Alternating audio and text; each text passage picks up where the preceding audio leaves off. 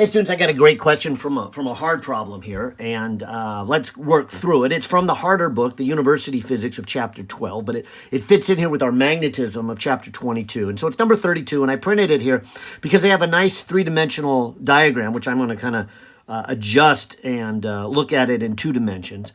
But I think because it has forces and the free body diagram, which brings us back to last semester, is one of the reasons why this is a little more challenging here, okay?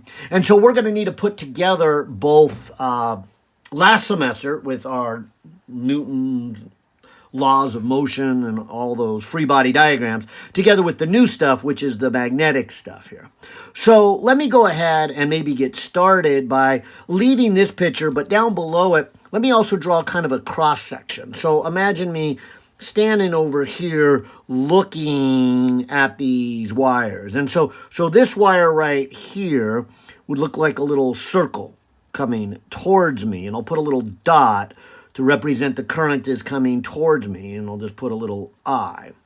And then this wire right here would have a current going away from me.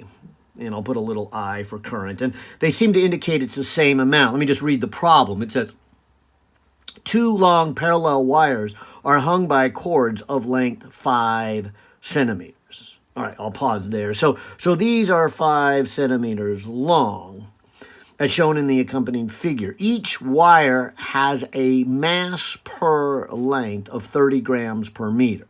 Okay, and they carry the same current I in opposite directions. What is this current? Okay, so they are telling me they're the same, and that's the goal of the problem, is to find that current.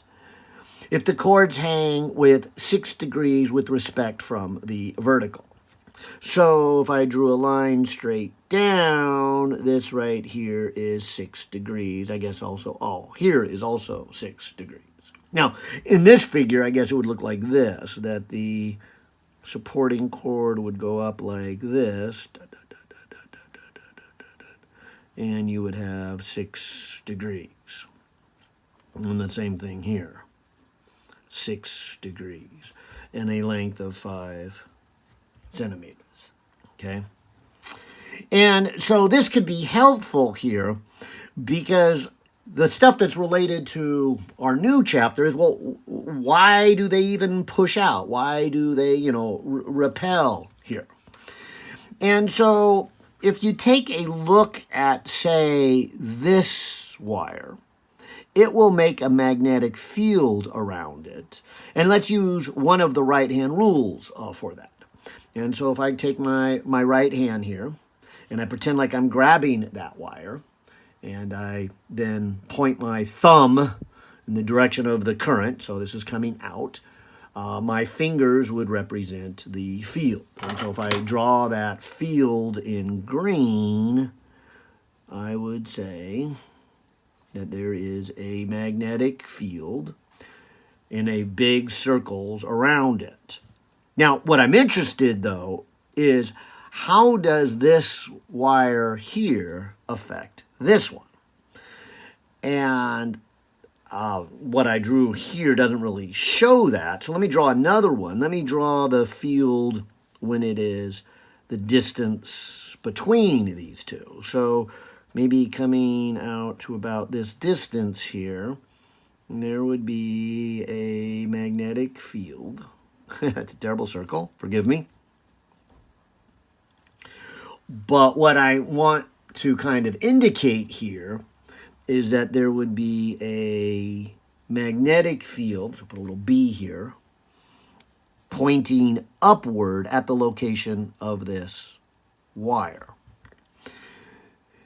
And so that is the new material. In fact, that's half of the new material. In fact, I'll even put down the equation we learned for the magnetic field from a long straight wire.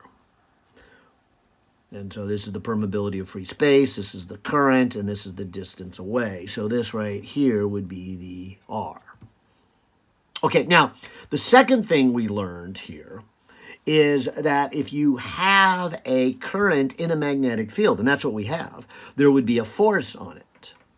And maybe I'll do that in red. And so the force would be the current and L cross B, where L is the length of the current and B is the magnetic field. And since this is a cross product, we can use that first right-hand rule.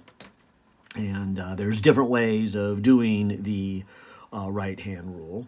Your college physics book, did something like this, that you would put your fingers here in the direction of the first one and your thumb in the direction of the second one. And so something that would look like this, we'll go A, B, and that would give you a vector into here, because you would do something like, oops, I think I said it wrong. I don't usually do this one. But yeah, if you put your thumb in A and your fingers at B, your palm gives you C. Another way of doing the same thing that I'm a little more accustomed to is putting your fingers towards the first vector A, closing it towards B, and your thumb gives you the direction. Okay? But if we then apply that right-hand rule for vector cross products to here, we will have this. And maybe I'll do both. Let me do the one I'm more accustomed to. I would put my fingers in the direction of the current, so that'd be like into the screen here, and then adjust my wrist so I can close it towards B, so B is pointing up. That's why it was important to get the direction of B. And then I would get then a force pushing to the right. And that explains then why these push each other out magnetically. Using your authors of the textbook, he says, okay, go ahead and do something like this. Put your thumb in the direction of the current, so I'll put it that way. Put your fingers in the direction of the second one. So there's the current, there's the second one, B. Okay. And then your palm is the direction of that force. So again, outward. So whichever way you want to think about doing the cross product, like I said, like your book does it, or like I tend to do it, we should get the force on this wire on the left pushing outward. And so, again, that explains why they get pushed out. That's the magnetic force. So, in fact, let me just put a little M underneath here to say, okay, this is the magnetic force pushing them out. Now, if we wanted to, we could do the same thing in reverse. That's just going to make kind of a messy diagram. But maybe we should and then just redo the diagram.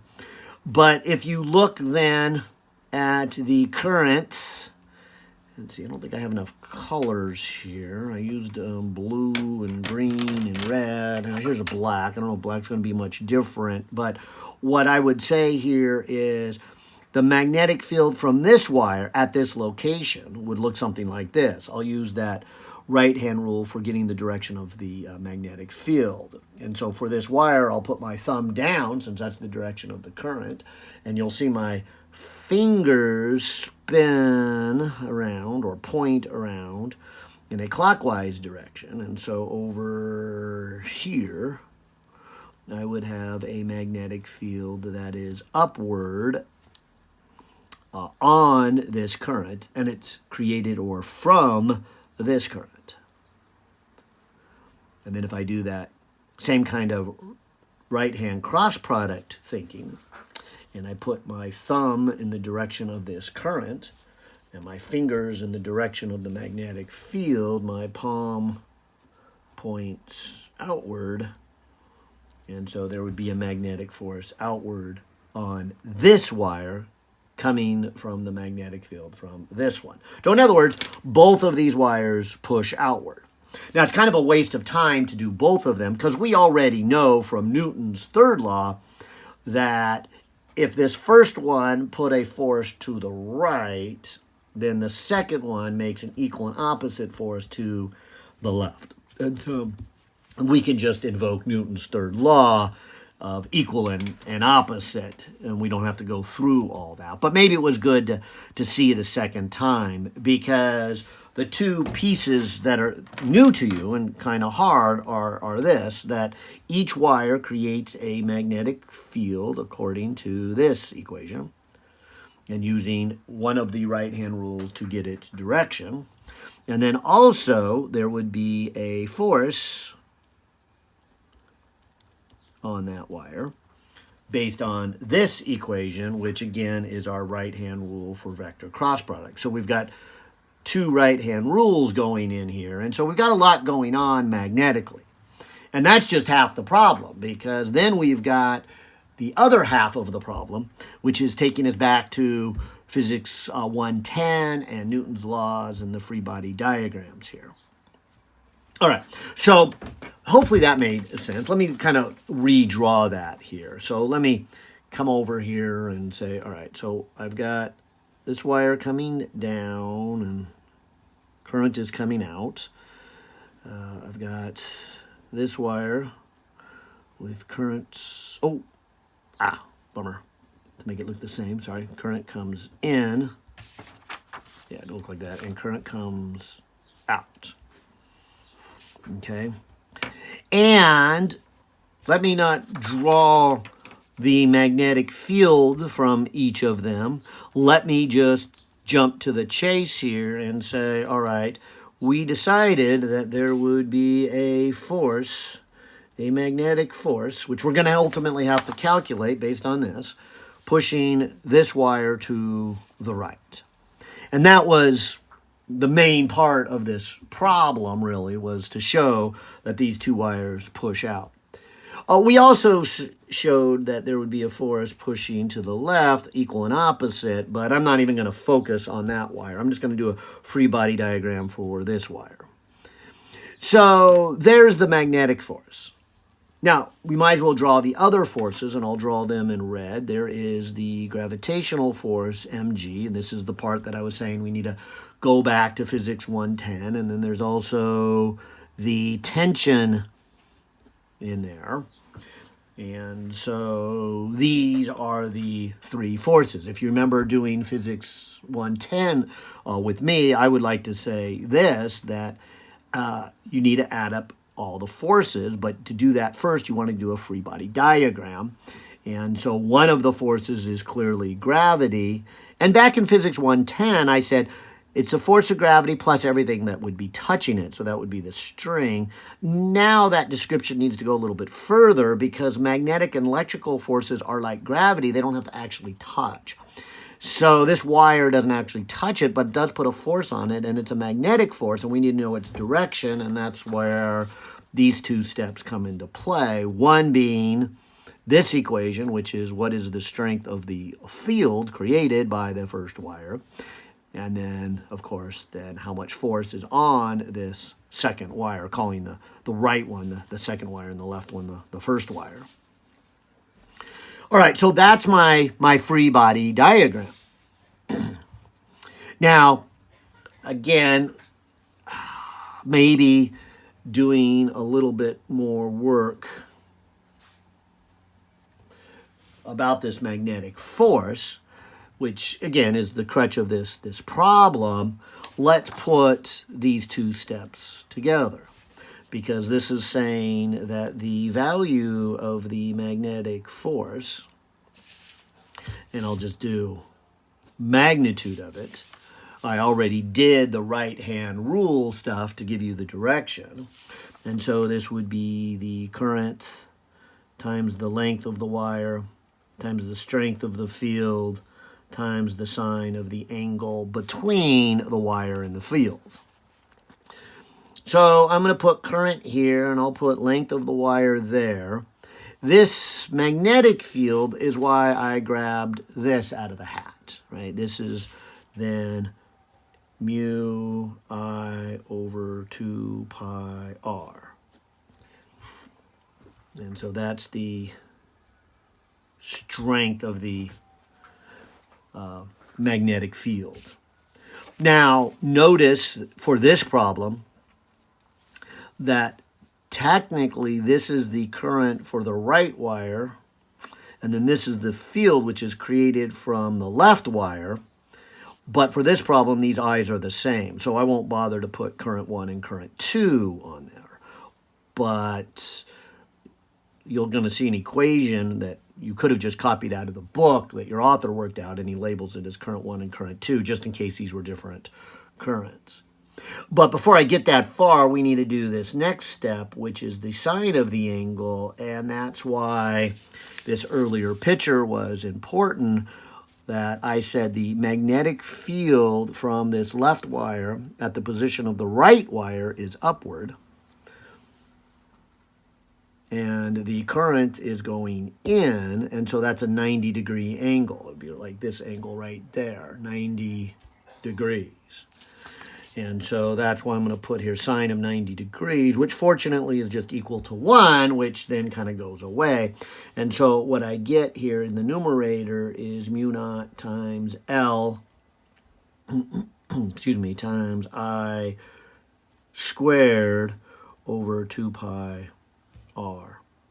And this equation, although you'll see it in the book instead of I squared as I1 times I2.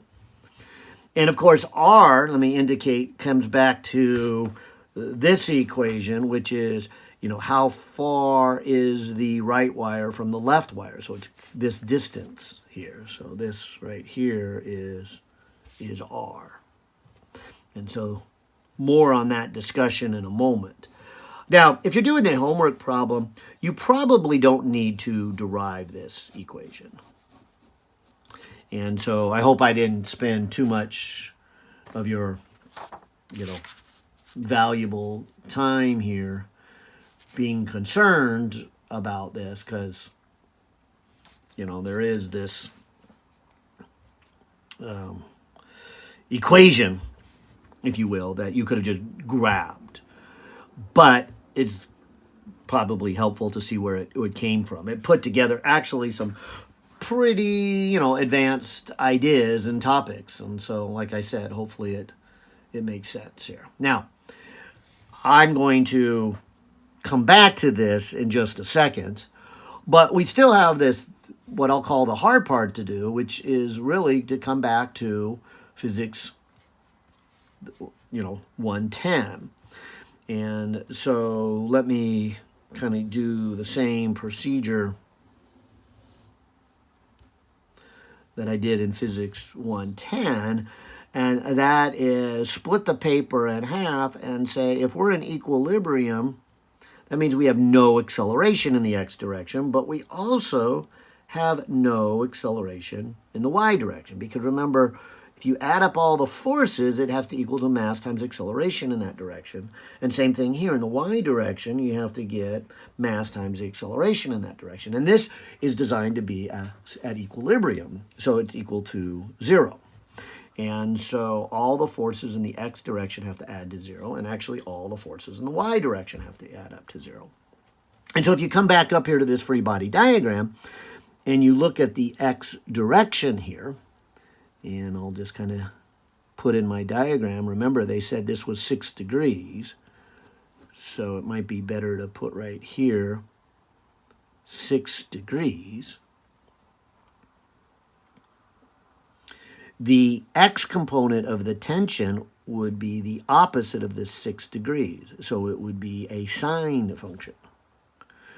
So in other words, when I add up the forces in the x direction, I would have the force magnetic, and that's all x. This one, when it comes to x, I can ignore it because gravity's all y, okay. But the x component here would be t and times sine of 6 degrees, t being the tension. And it would be in the negative direction, and that would have to equal to 0. And so that's how I would do my forces in the x direction.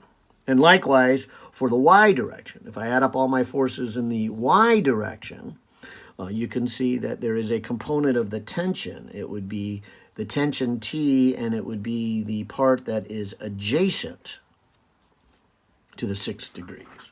So it's T cosine 6 degrees. Now, the magnetic force is all x and no y, so I don't need to put anything here. And the weight of it is fully all down, so I'll put a negative mg. There is no component or anything. It's just all down.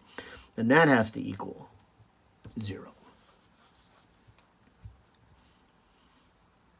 Now, if I rearrange this a little bit, I will have magnetic force then has to equal to the tension times the sine of 6 degrees.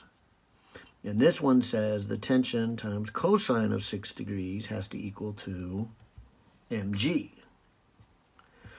So if we solve one of these for tension, like say this one, tension equals to mg over cosine of 6 degrees, we can then put it into this equation, eliminating tension.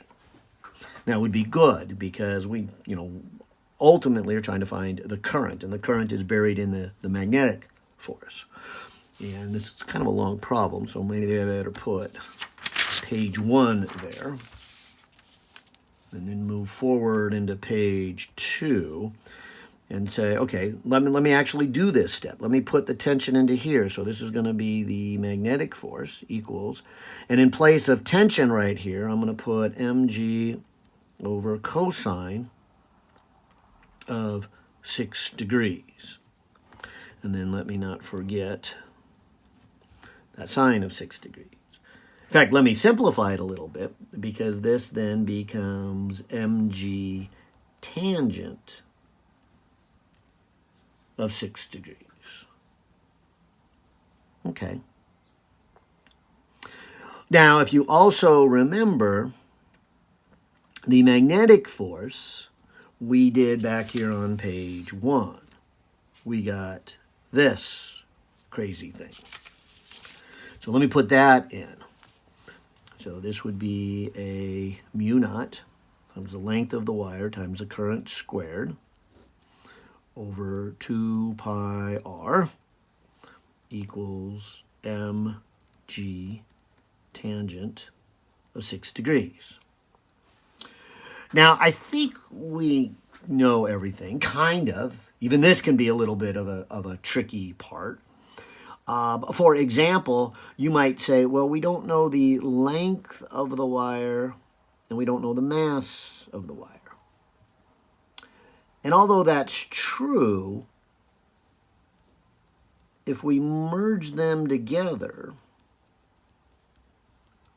this is the mass per length. That is the description given right here, the mass per unit length.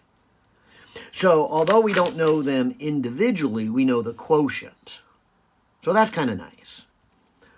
And so let me put my mu naught and put my I squared. I move the L over. Let me do my 2 pi.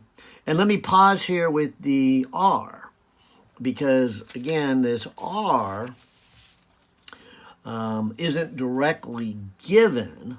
However, remember, we were given back somewhere, here, that the length of this piece is 5 centimeters. So we could do a little trigonometry of this triangle right here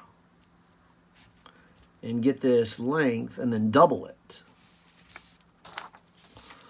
And so why don't I do that back here on, I guess I'll put it here on page 1. But let me find this distance. Let me just label it as A for a moment, because you can kind of see then if we take the sine of 6 degrees, we got this triangle right here. That would be the opposite, which is A, over this length, which is 5 centimeters, which I'm going to write as a 0.05 meters. And so it's pretty easy to get A from the trigonometry here. And so I'll take the 0.05 and I will multiply it by sine of, and I better check which mode I'm in. Good, I'm in degrees. 0.05 sine of 5 degrees. And so I have 0.004 0.36. And as I said, r is the distance between these, so we could just double this. So grab my calculator and go times 2, and we're looking at 0.00871. 871, maybe I should call it a 872. All right.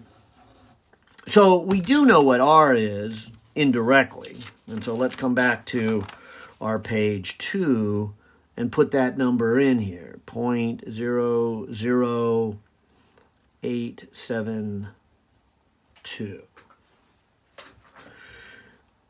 Now, maybe I'll make one more line here before I grab my calculator. But this is nice because remember, mu naught is 4 pi times 10 to the negative 7. And that would be that value. But what's really nice about that 4 pi is the pi's go away and you're just left with a 2 times 10 to the negative 7. And then we have I squared. And then we got our 0.00872.